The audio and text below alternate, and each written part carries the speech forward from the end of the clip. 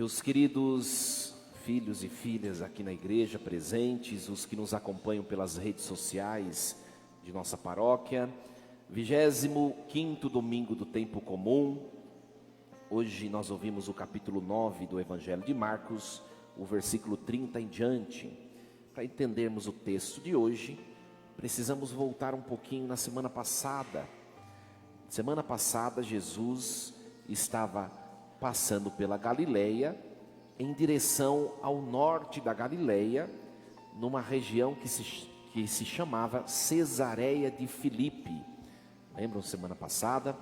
Jesus estava se dirigindo para essa região, que era uma região predominantemente pagã.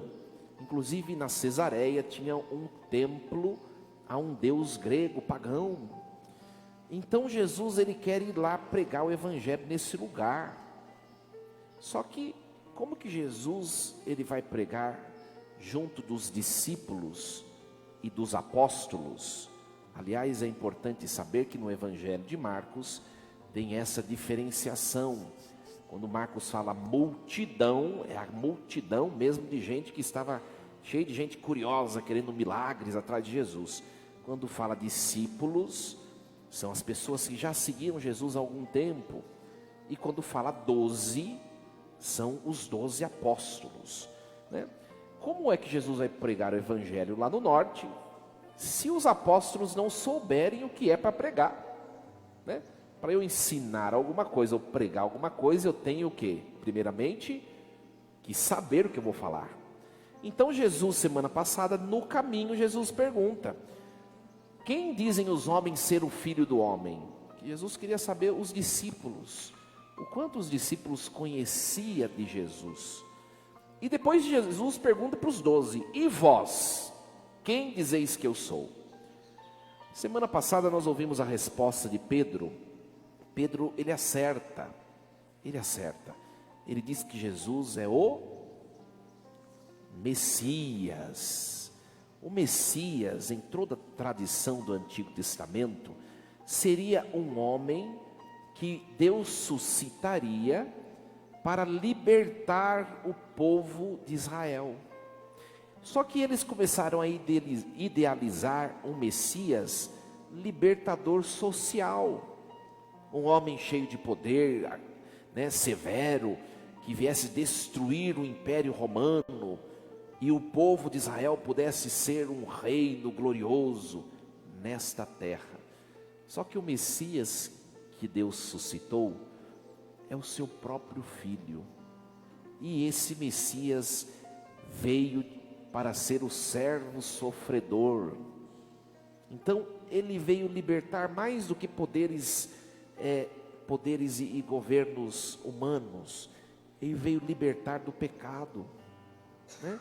Por isso que na semana passada nós ouvimos o terceiro cântico do servo de Javé, o capítulo 50 de Isaías. Ele veio como servo sofredor. E Pedro não aceita. Pedro quer um libertador social e não um homem que vai morrer. Semana passada Jesus falou, ele fez o primeiro anúncio da paixão. Ele disse o quê? Prestem atenção, o Filho do Homem deve sofrer muito, ser perseguido, ser assassinado, morto, mas ao terceiro dia.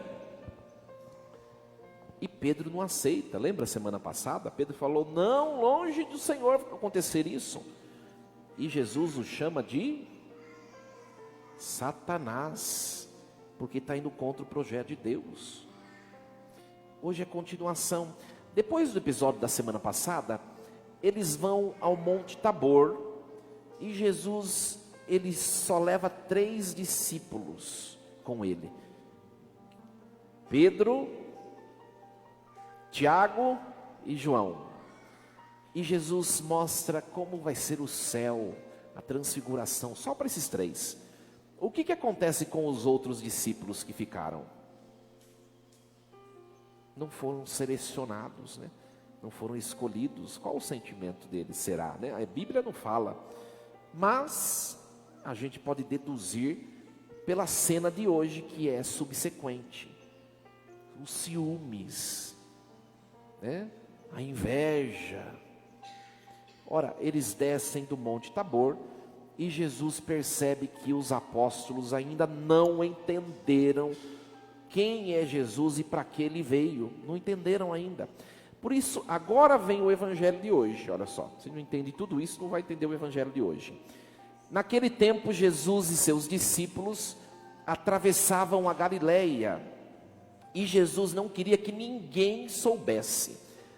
Por quê? Porque Jesus estava ensinando os seus discípulos. Jesus percebeu que eles ainda não aprenderam. Eles não entenderam que Jesus deve morrer, né? Então ele reúne os discípulos e ele começa a ensinar mais uma vez. Então hoje, semana passada foi o primeiro anúncio da paixão. Hoje é o segundo anúncio da paixão. Jesus dizia-lhes: o Filho do Homem vai ser entregue nas mãos dos homens e eles o matarão. Mas 3 dias após a morte ele ressuscitará. E os discípulos entenderam? Não. Sabe qual é a prova? Qual é a prova de que eles não entenderam? O assunto da conversa deles. Aliás, você sabe como alguém está em Deus ou é de Deus ou não? Pelo jeito que a pessoa fala, pelos assuntos da pessoa, pelas palavras que a pessoa utiliza no tratamento, no relacionamento. Você sabe quem é de Deus ou quem não é, ou quem está longe de Deus, pelo jeito de falar, né? Enquanto Jesus estava fazendo o segundo anúncio da paixão, falando que iria morrer para a salvação de todos, eles estavam cochichando, né? Sabe quando você está falando e tem alguém cochichando, né? Na homilia nunca acontece isso, né? Jesus deixou. Aí chegaram em casa. Quando chegaram em casa, Jesus perguntou, né? O que discutíeis pelo caminho? Né? Sabe quando você chega num lugar e as pessoas estão falando mal de você? Qual a sua cara, né? As pessoas ficam com a cara, né, de pastel, né, amassado. Ora, Jesus já sabia o que eles estavam conversando, mas Jesus perguntou: o que discutíeis pelo caminho? E o que eles estavam discutindo? Quem era o maior? Porque na cena anterior, Jesus chamou aqueles 3 que lhe eram mais próximos, para poder presenciar uma cena que ninguém nunca tinha visto. Agora eles estão discutindo quem era o maior. Jesus falando que devia morrer. Aliás, aquele ditado é bem propício para essa cena. Aonde a vaca vai, o boi vai atrás. Não estou chamando Jesus de vaca não, né? Mas aonde a cabeça está, o corpo também vai. Ou seja, Jesus está falando que vai morrer e que eles também vão morrer. E eles estão preocupados com quem é o maior, quem é o poder. Meus queridos, esse evangelho de hoje é um grande convite para nós. Aliás, a liturgia de hoje por completo, para nós refletirmos se nós estamos no caminho daquilo que deve ser prioridade na nossa vida. Se nós estamos priorizando o que é importante. Porque pode ser que nós cheguemos diante do último suspiro na vida, e nós olhemos para trás, e pode ser que aconteça que nós diremos a nós mesmos: eu não vivi como devia viver. Hoje o Evangelho está nos levando a refletir.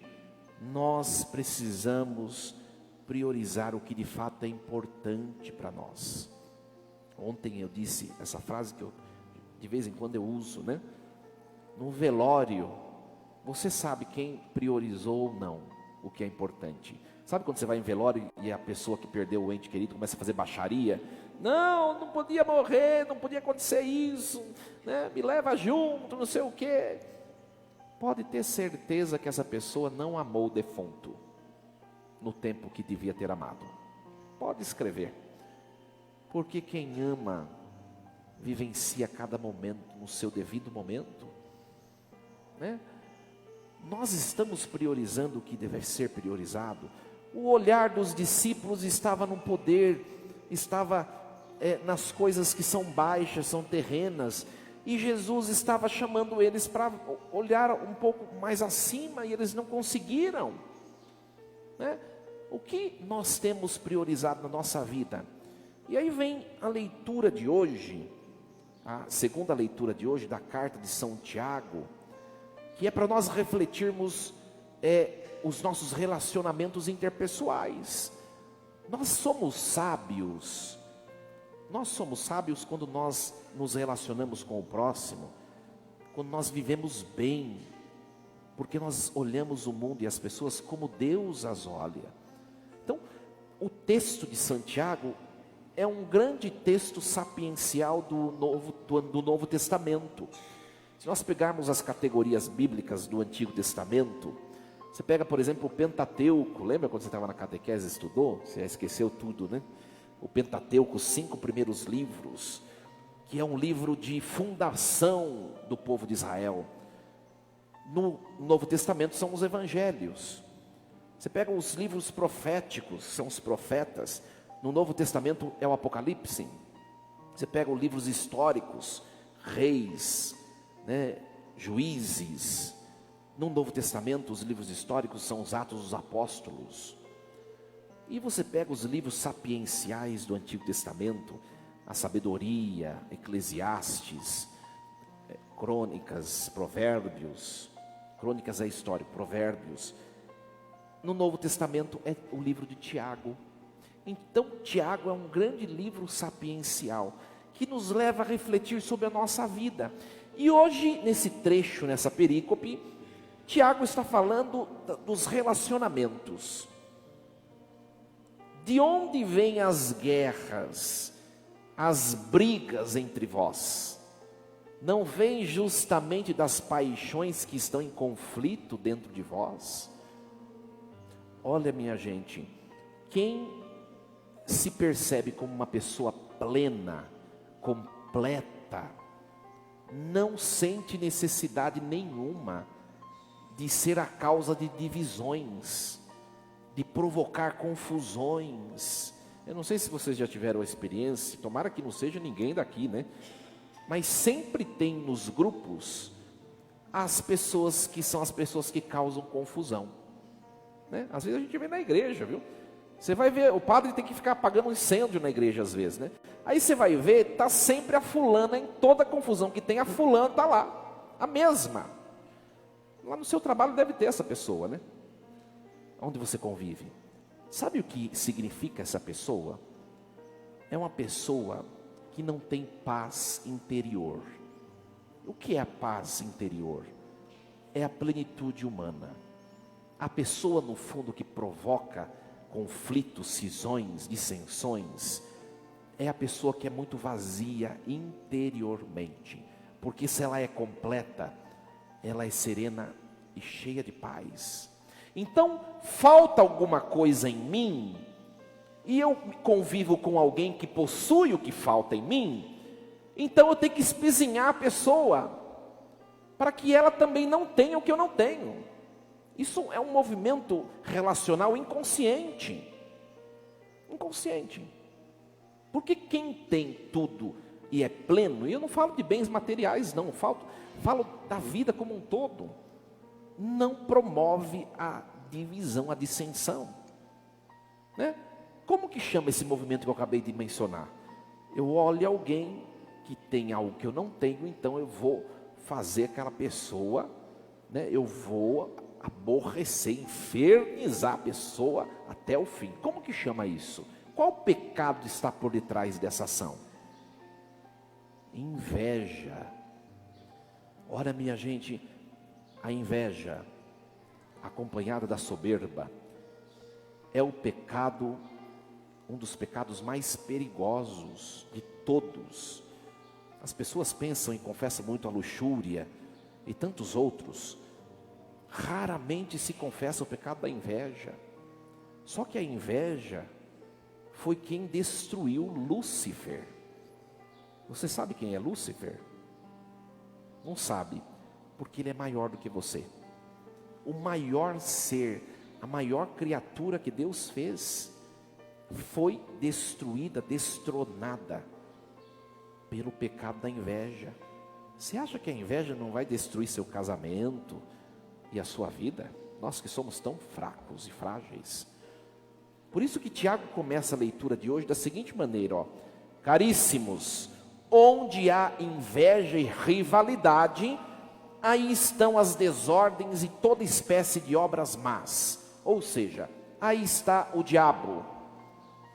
E é só olhar nas nossas relações. Começa na turma de casa, né? Vai lá, no pensamento, na turminha de casa. Quantas vezes nos vemos em conflitos por coisas bobas? E o diabo, porque nós perdemos a comunhão um com o outro e com Deus. E Tiago vai falar o quê?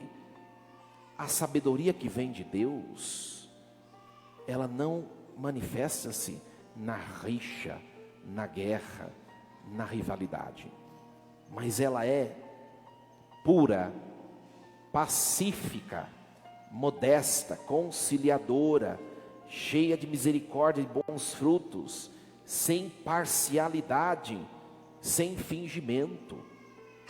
Por isso que eu sempre tenho falado várias vezes, nós não podemos estar em polos. Nós vivemos nessas décadas, nessas últimas décadas, de maneira muito pontual nessa década, extremismos em toda dimensão da vida. Extremismo político, tem ou não tem? Extremismo religioso, tem, né? E tantos outros extremismos, as outras dimensões da existência. E Tiago está falando, parcialidade não vem de Deus, vem do diabo. Nós temos que buscar a plenitude do ser humano, que é o equilíbrio humano, não aqui nem ali. Ser equilibrado, ser no meio. E nós vemos isso, minha gente, perpassando todas as dimensões da vida, sobretudo a dimensão religiosa, né? Isso não vem de Deus. Isso não vem de Deus, né? Hoje, para nós refletirmos um pouquinho os nossos relacionamentos, né? Eles estavam discutindo quem era o maior por inveja, com toda certeza, né? Tem o texto no Evangelho de Mateus, né? A mãe dos filhos de Zebedeu, né? Que se chamava Salomé, a mãe deles tem a ousadia. Quem são os filhos de Zebedeu? Tiago e João, os apóstolos de Jesus. Ela vai até Jesus, nós vemos isso no Evangelho sinótico, e ela pede para Jesus: Senhor, eu quero te pedir uma coisa, deixa nos céus os meus 2 anjinhos, meus queridos filhos, ficar um à tua direita e um à tua esquerda. Vai ficar querendo, porque à direita de Jesus no céu, quem está? Nossa Senhora. Vai ficar querendo Salomé, né? Então, nós vemos aqui uma competição, uma divisão, e a gente não sabe conviver com o que é diferente. Por isso que Jesus, ele vai falar assim, olha, Jesus, o que ele faz? Ele perguntou o que eles estavam discutindo. Eles não falaram nada, porque eles sabiam que vinha lapada, né? Aí Jesus se sentou. O que significa se sentar no Evangelho? É a postura do professor, do mestre, né? Numa tradição bíblica, o mestre se sentava e os discípulos, que significa alunos, ficavam em pé. Hoje em dia é o contrário, né? Porque se deixar os alunos em pé, coitado do professor, né? Ora, o mestre sentou, ou seja, vem bronca aí, vem bronca. Aliás, é previsto nas instruções litúrgicas que o bispo ou o padre faça a homilia sentado, como postura do mestre, né?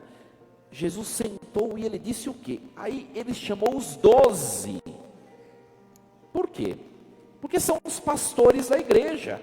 Se os pastores da igreja não entenderem a humildade, o que é importante na vida, o que vai ser das ovelhas? E nós vemos na igreja, infelizmente, tem muitos pastores que ainda não entenderam. Essa palavra de hoje é muito forte para nós sacerdotes refletirmos. Jesus diz: se alguém quiser ser o primeiro, que seja o último de todos, e aquele que serve a todos. O verbo servir, diáconos, né? Vem de diácono, aquele que é serviçal. E aí Jesus, ele pega uma criança e diz assim: quem acolher uma criança como esta em meu nome, estará acolhendo a mim e o Pai que me enviou. Você sabe o que significa criança na época bíblica? Porque a gente às vezes analisa as coisas de acordo com o que a gente experimenta hoje. O significado de criança hoje é diferente do significado bíblico. A criança na época bíblica era um membro social discriminado, não era nem considerada cidadã, vamos dizer assim, com a linguagem odierna. Aliás, crianças e mulheres, né? Então eram rechaçadas. Esse é o significado original, histórico no texto bíblico. E Jesus está falando: quem acolher em meu nome uma dessas crianças, Jesus está falando, aquilo que é repugnante a você, você precisa aprender a acolher, a abraçar e a conviver bem. Aí você vai ser apóstolo conforme meu coração. E qual que é o problema de nós hoje? Nós não sabemos conviver com quem pensa diferente de nós. Eu preciso excluir, eu preciso dividir, eu preciso afastar, eu preciso matar o que é diferente de mim. E Jesus está falando: não, quem acolher o que é excluso socialmente, estará acolhendo a mim e meu Pai. Porque aí responde a pergunta que Tiago faz: de onde vêm as guerras, as brigas? Vem da incapacidade de saber conviver com o que pensa diferente, com o que é diferente. E nós não podemos ser assim. A liturgia de hoje está dizendo. Olha a primeira leitura de hoje do livro da sabedoria, né? Esse livro da sabedoria, ele se assemelha muito com o que nós ouvimos a semana passada, o cântico do servo. A sabedoria, o escritor, ele vai falar sobre um certo justo. E esse justo era um homem bom. E isso começou a incomodar os outros, a ponto dos ímpios dizerem: armemos ciladas contra o justo, porque a sua presença nos incomoda. Por que você incomoda com o que é diferente de você? Será que te falta alguma coisa? Com certeza, porque senão você não se incomodaria. Para a gente pensar um pouquinho, você tem implicância com alguém? Ai, padre, não tenho, eu amo a todos. Pensa bem. Diz que quando você não tem oportunidade, você já não desce a lenha em determinadas pessoas e sempre as mesmas. Sabe o que é isso? Algo na pessoa te incomoda. Então busque e conquiste o que tem nela e você não tem, né? Meus queridos, a nossa resposta diante da perseguição deve ser a oração. E com isso eu encerro a homilia de hoje. Hoje nós ouvimos o Salmo 53, né? O Salmo 53, escrito por Davi. Sabe em qual situação? Davi estava fugindo de Saul. Saul foi o primeiro rei do reino de Judá, do reino de Israel. Só que ele foi eleito pelo povo, não foi Deus quem o escolheu. E tudo que não é Deus quem escolhe não dá certo. Chegou um ponto que Deus disse: eu vou colocar outro rei no seu lugar, um rei segundo o meu coração. E quem era esse rei? Davi. O que qual foi a reação de Saul? Eu vou matar Davi. Olha, não é bem o tema da liturgia de hoje? Porque está me incomodando. E Davi sai fugido, né? A Gabi cantou esse salmo, ela já deve saber de tudo isso, né? Davi sai fugido. E ele escreve este salmo: contra mim orgulhosos se insurgem, violentos me perseguem, não há lugar para Deus aos seus olhos. Olha só, onde tem competição, Deus se esvai. Por isso que eu falo na paróquia, às vezes eu vejo esse tipo de situações, né? Mas não aqui, né? Lá na Conchinchina. Cuidado que você está expulsando Deus. E aí Davi fala, com essa frase eu vou encerrar minha homilia: eu quero, Senhor, ofertar o meu sacrifício de coração e com muita alegria. Quero louvar, ó Senhor, o vosso nome. Quero cantar o vosso nome que é bom. Davi não sabia se ele seria morto, mas ele se entregou como sacrifício de louvor a Deus. Que a nossa postura diante das divisões do mundo seja uma postura de oração e de louvor. Sabe quando você se vê no meio de uma situação difícil, de confusão, reza e louva a Deus. Foi o que Davi fez e o que nós cantamos. É fácil isso, minha gente? Não é, porque a gente quer pegar a vassoura e descer o reio, não é? Reza, que Deus nos ajude, assim seja. Amém. Um instante de silêncio. Uma liturgia muito forte para nós esse domingo. Pensemos um pouco